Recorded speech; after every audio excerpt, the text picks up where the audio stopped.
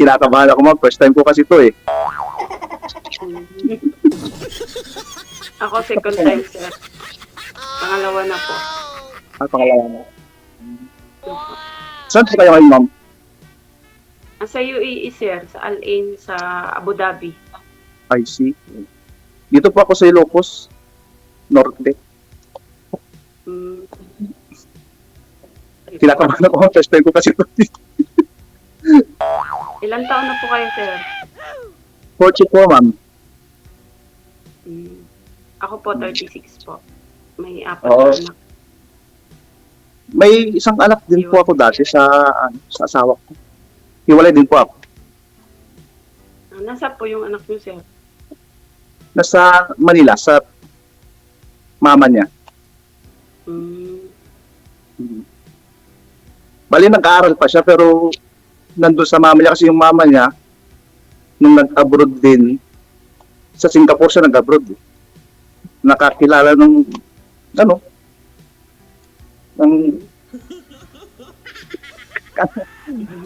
kinakabahan talaga ako, ma'am. First time ko kasi ito eh. Ano po trabaho niyo, sir? Bali, dito po ko sa Ilocos, ma'am, yung kapatid ko kasi, nasa ibang bansa na silang lahat.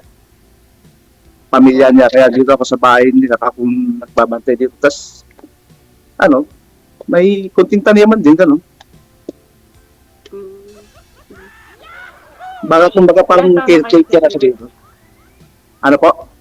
Ilan taon na po kayo niwalay? Since 2015, Mm. tapos Nauna po yun, kayo. hiwalay din po kayo? Hindi po kayo. O, 2016 din po ako. I see. Kasal po kayo, sir? Asawa niyo? Kasal, ma'am, pero dati kasi nung, nag-file siya ng annulment, pero na-deny. Kasi gustong kunin ng Amerikano sa kanila eh. Pero ngayon yung kasi, kumbaga hindi nagkipag-full cooperate. Ako hindi ako nagkipag-full cooperate sa kanya dati. Nung nag-file siya ng annulment. Maraming pera si madam kasi nakapag-file siya ng annulment. Ang mahal ng annulment sa Pilipinas eh. Oo, nasa 400 plus yata, gano'n. Mm. Mayaman kasi yung mayaman kasi yung napangasawa niya. Kaya ganun. Magpalag na kayo, ma'am, nahiya ko, wala akong...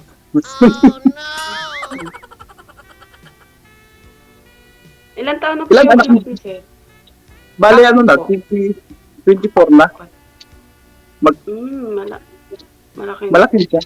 Mm-mm. Mag-graduate nga ngayong itong taon na to. Actually, tapos na sana siya noon eh. Kaso nung pandemic, hindi siya nag-aral kasi ayaw niya. Mm. Kasi sabi niya wala din daw siyang matututunan kung gano'n na online. Oo nga, kasi pandemic. Bali ako po, 4 po anak ko. 15 Okay. po yung panganay, tapos 13, tapos Ayun. 11, at saka 9 years old po ang pinakabunso. I see. Matagal na kayo dun sa abroad? Bali, pangalawa ko po dito, dati Saudi po, Riyadh. I see. Tapos dito po, second.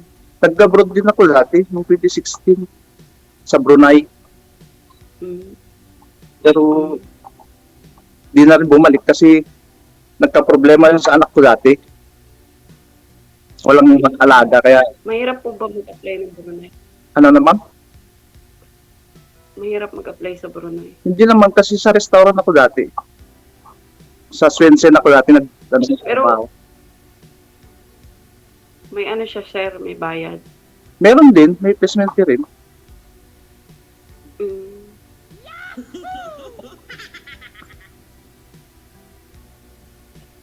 Nahiya talaga ako.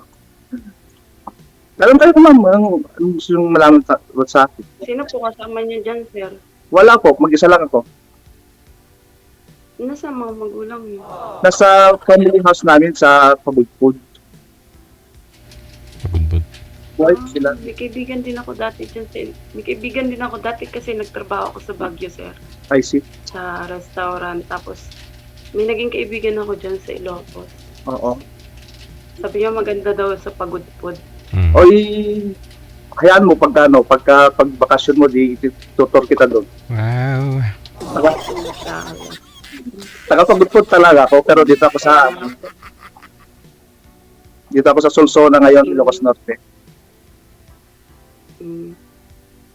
Malapit lang din naman siguro, sir. Malapit lang.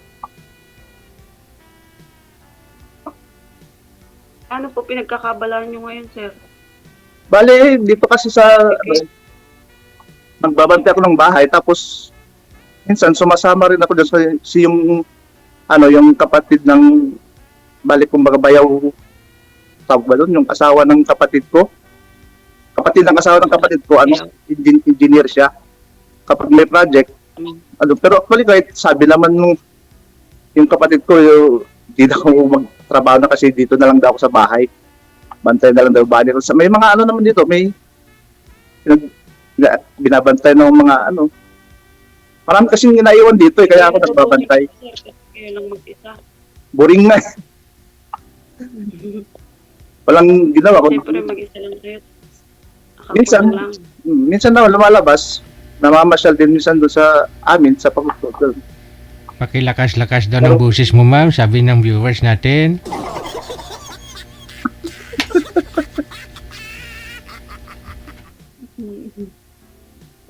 Masyadong demanding. Mga bungol. Dati Sir DJ, panood lang ako, ngayon nakasali na. Yan. Alam mong senior citizen, lakas-lakas Kasi yung mo. mga bata, baka magtawag kasi sila pag malakas yung boses ko. Magugulat sila kung ano ginagawa ko dito sa loob. Ay, Kasi yung mga kasama ko nasa kusina na sila eh. Anong oras na ba dyan, ma'am? Alas 9:15 po. Ng gabi? Umaga? 9:15. Hindi, ng umaga lang po.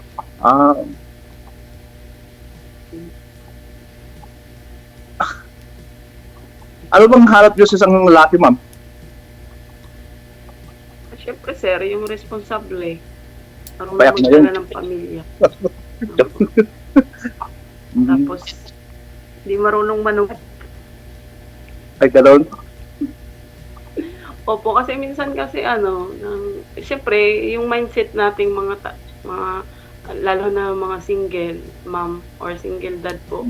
Siyempre, yung na natin is nakaano na agad yan eh, na kung tatanggapin ba tayo ng buo, sa pamilya, ganun, saka mag-anak. Hindi natin titignan sa partner, kundi sa mga kalapit, nila.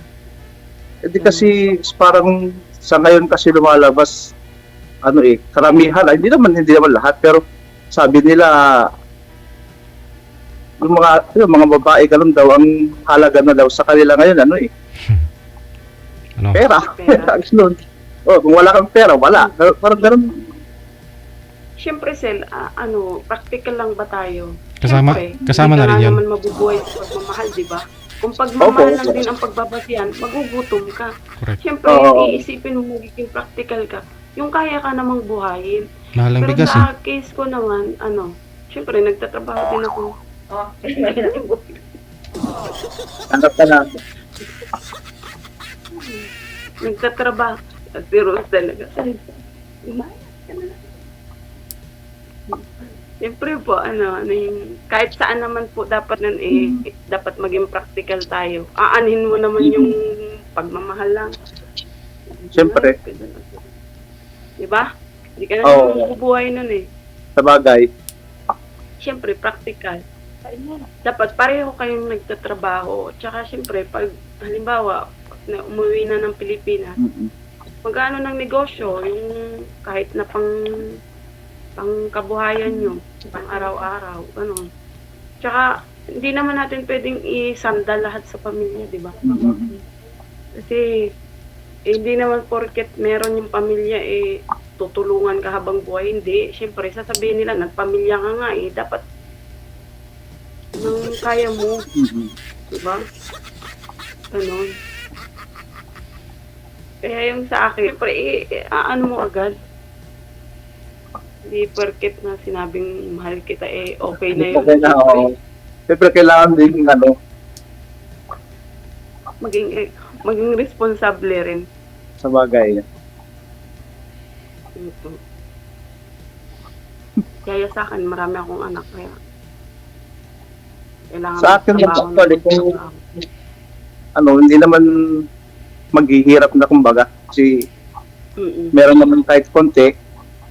Yun, siyempre, kung Kaya nga. magkakaroon ulit ng partner, siyempre, kailangan magtulungan, ano?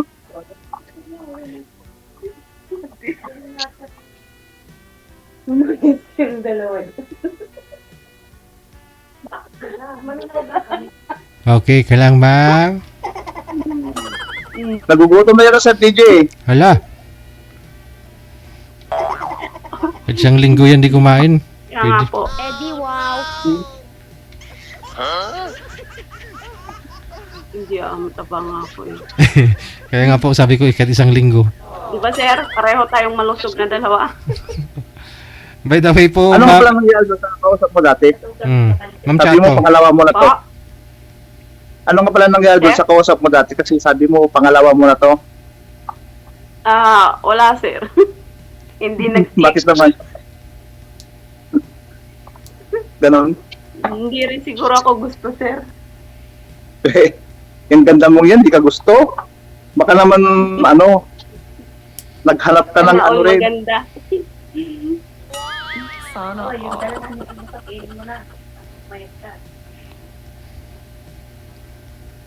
Last month po kayo sumali dito, Ma'am Chato. Opo. Matagal na ako nag-attend kay Sir DJ, pero kinakabahan, kaya ngayon Kasi lang ni nagkalakas. DJ, dapat daw sa oras ng pag-live niya, saka siya mag-message. O lagi naman ako yung ni Sir DJ. Lagi naman yung pero ako yung tumatanggi minsan kasi parang hindi pa handa ba? Kinakabahan gano'n. Mm.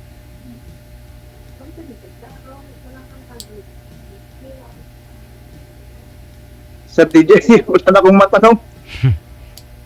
Kaya nga sir eh. Tanungin nyo kung may tahi si ma'am. May tayo. Bakit Sir DJ, nag-CS ba yan? Yun na nga po, tanungin natin. Hindi sir. Hindi pa.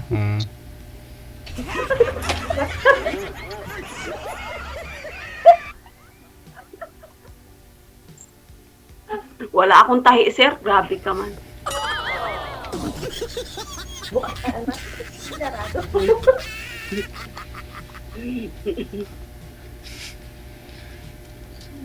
Nakabuka po sir. Ganito pala pag masalang Sir DJ, walang masabi, parang matatameme. Depende ho yan kung... Kaya nga sir, kung pag ikaw nanonood, ang dami-dami pumapasok Kaya- sa utak. kaya nga eh. Pero pag ikaw na nakaano wala na. Mabablang ko na yung utak.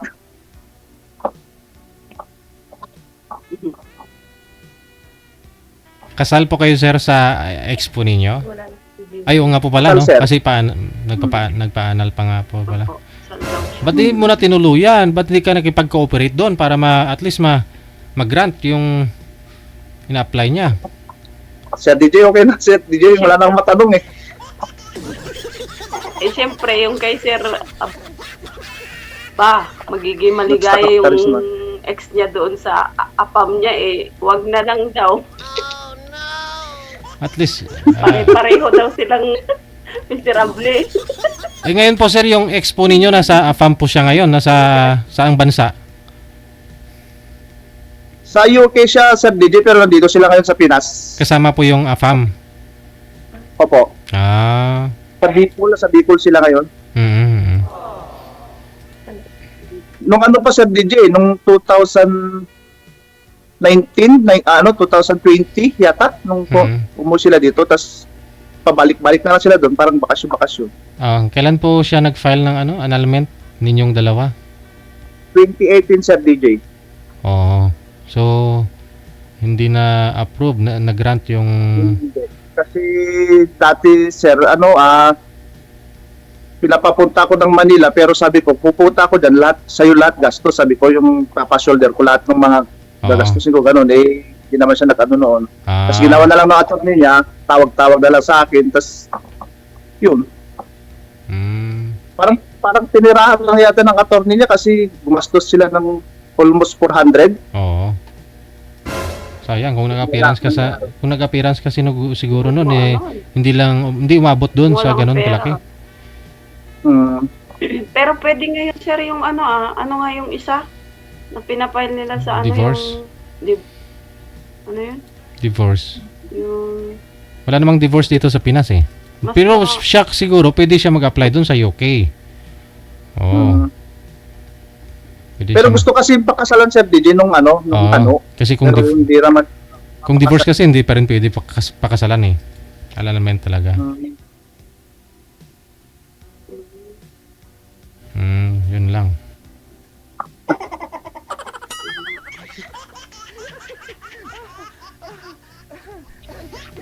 Tsaka si ma'am kasal din po kasi. Hindi kayo pwedeng ikasal. Asal lang pwede eh. okay lang yun, sir. Hindi na ako naghahangad makasal ulit. Naku. Ganun pa rin. Kasal ka man o hindi, maghihiwalay din.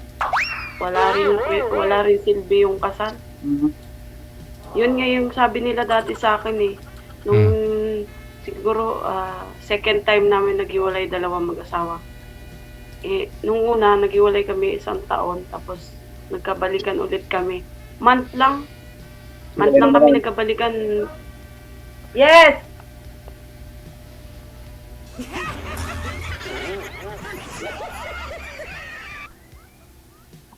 Tinawag na, Sir DJ.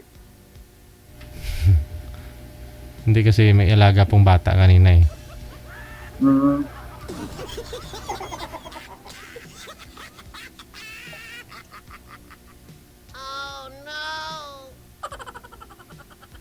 Mula po nung 2018 sir, mula nung naghiwalay kayo sir, hindi pa ako kayo nagkaroon ng girlfriend. Nagkaroon naman, Sir. Pero, Actually, naka-live-in po pa nga eh. oo, Saglit. Tapos, wala rin. Maghiwalay din. hindi kayo nagkaanak. Hindi, Sir, kasi saglit lang din eh. Nag-abroad kasi din siya ulit. Ah, okay. Galing siya ng abroad noon. Nung pag-uwi ko galing din ng Brunei, sinundo ko siya. Tapos, katapos noon, nag-abroad ulit siya ng papuntang Singapore. Wala na. Tapos wala na.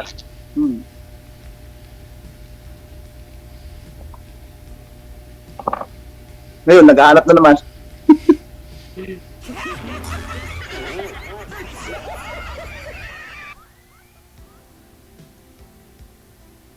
Basi ikaw na, Day. Inshallah. Huwa. Ay, taga saan nga pala kayo, ma'am? Aklan, sir. Ay, Aklan. Opo, Bisaya. Inside. Malapit sa Boracay. Eh, di maganda pala pagka, may mapapasyalan Iloilo doon. din po. Malapit din. Oo, Oo nga po. kahit saan lang, sa Pagudpud, maganda din galaan. Doon kay ma'am sa Boracay, maganda din. Yung sabi nga nila Sir DJ, Little Boracay daw yung Pagudpod. Oh, yun nga po sir, kasi pumunta kami doon last year, January po. Parang saglit lang, ganda doon, malamig. Kasi January pa ho yun, last year. Yung Hanas kasi, Sir DJ, nawala na eh. Hindi na yata na Maganda rin yung Hanas dati eh. Doon din sa Pagudpod. Oo, Sir DJ. Yung may pa dati doon, may zipline pa dati. Parang Oo. maganda doon dati.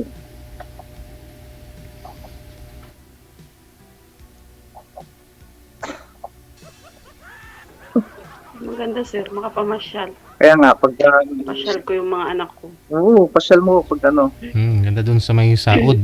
Basta Saod kami pumunta eh. Opo. Matagal ko na rin hindi Saud sila na, Sir DJ. nakasama eh.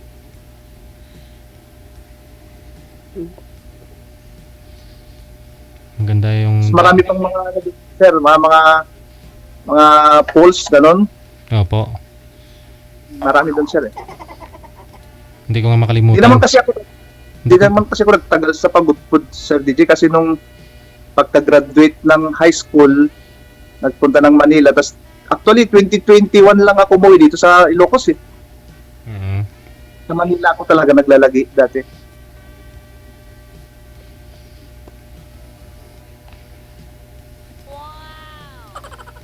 Hindi ko makalimutan yung pagudbod na yan habang buhay ako, sir. Bakit, Sir DJ? Kasi umalis kami ng alas 11 ng umaga dito. Tuloy-tuloy po yung biyahe namin. Pagdating namin doon siguro mga alas 2 na madaling araw. O yun. Tapos doon sa may saod na yon, may mga niyugan, di ba? Doon po kami nagpalipas ng Oo. niyog. Nagpalipas ng gabi para hindi na po kami mag-check-in. Kasi mahal syempre yung hotel. Sa pagtitipid namin, doon kami sa ilalim ng niyog. Eh, wala na. Yung sasakyan ko, Sasakyan, nahulugan ng niyog. nabagsakan. Hanggang ngayon, Marami, pwede naman kasi pasok sa DJ sa may looban na sa may saod na mismo, tapos si parada sana yung sasakyan nyo. Tapos may guard naman doon eh, may gate din naman doon. uli lang po namin napansin, sir, kasi di pa ka namin alam eh. 5 po kami noon eh. Yung anak ko, 2 anak ko, asawa ko. So, Eh di mas napagastos ka pa, Sir DJ. naayos naman, sir. Okay naman na. Nga lang, siyempre, nagulat lang kami lahat. Makalabo namin sumabog. May ano na eh. May granada na eh.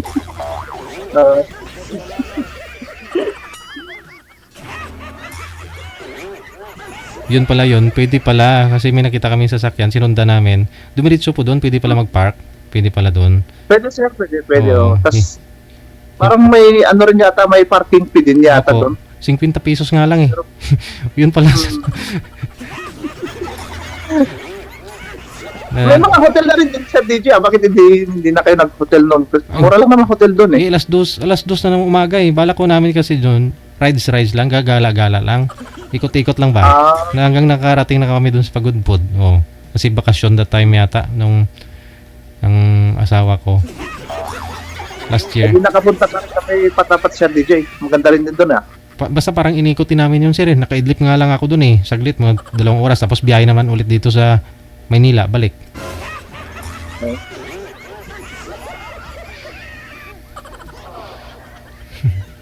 Maganda doon, ma'am. Parang Boracay din. Kasi puti po yung ano nila. Sabi nga po, nakikita ko sa mga vlog. Pagka Sir DJ, Ayun, pagka beach nila. nagkaigihan, di papasyal ko si Ma'am Ano doon. yung, Oo. inshallah, Sa White Sand. Tapos, pag-uwi, sir, pag-uwi. Yun nga po yung plano ko, sabi ko dun sa kaibigan ko kasi taga-Ilocos siya, sabi ko, siya yung kukunin naming tour guide, mga kaibigan ko. Kung kami doon. Si Sir na kukunin mong tour guide. Taga doon eh. oo nga, parang hindi ka pa magbabayad-bayad doon kasi pag gawan sa tagapagudpod ka, wala ka nang babayaran doon. Mm. Pagkain mo na lang. Okay.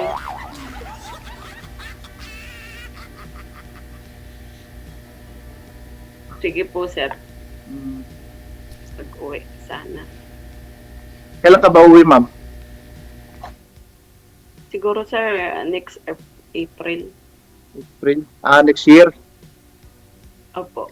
Malapit March po na. kasi end contract ko dito. Tapos, hindi sila kasi nagpapauwi dito ng pag-Ramadan eh. Kailangan matapos yung Ramadan. After Ramadan sila Oo. ano nila dito.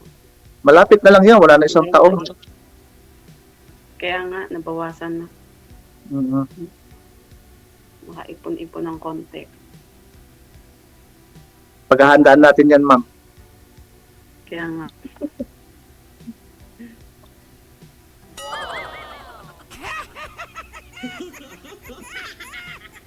Sabagay, ilang years yung gap ninyo? 36 po kayo, ma'am, no? 42 kayo, sir? Ilang taon? 44? 44, sir. 8 ah. Anong taon? Okay lang. Wala naman. Sa amin Wala nga naman nung daw sa edad sir ko, sir. dati nasa 20 ako, 16 yata. 16 years yung gap namin dalawa. May edad na yung asawa nyo. Tatay ng mga anak ko. Opo, nasa 1982 po kasi siya eh. 1982? Opo. Mm. Tapos ako 1989. Ay, 1980. Opo. Ay, hindi. 1972. 1972 yung mister mo. 1970. Opo. Mm. Tapos ikaw 19, 89. parang 36, no? 89 po. Oh, laki nga.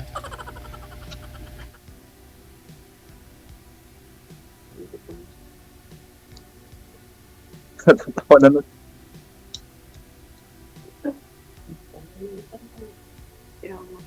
Sir DJ, Mhm. okay na Sir DJ, wala na akong matanong eh. Hindi yan si DJ. Kaya nga. Sige ho, baka hindi pa ho ito naka-lunch si ma'am. Hmm. Ay, sabagay Baka, maaga, Wala pang breakfast eh. maaga pa pala, baka breakfast. Mhm. Last maybe pa lang ma'am, no? Hindi na nga sila pang breakfast sir ito. Ay, wow. Ano pa? Puro fats. Ano po yun? price yata Dinadala tsaka nila ng Price. Ano, Sir sir. DJ. Oo. Pati nga ba, ma'am, kung ano po yun? Price at saka manok. Oo. Tsaka, nuggets. Nuggets ba? Chicken nuggets. Oo. Ah, mga ngayat ka niyan, ma'am. Kaya nga sir. Maraming supply kaya Mhm. pabayaan sa Sige lang. kusina.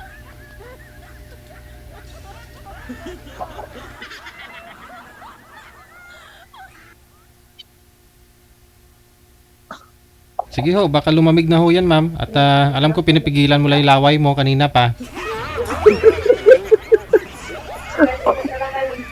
Sige. Regards sa dalawa niyo pong kasama, ma'am. Mga single din kasi yung mga kasama niya, sir, eh. Dalawa sa likod. Oo. Maraming salamat. Hindi po. Hindi yung single, may mga asawa, may mga jowa yun. Ah, may jowa. Oo nga po pala. Pero byuda, tapos may mga jowa. Oo, binuko ka nila. Maraming salamat. Good luck. Hi, Miguel!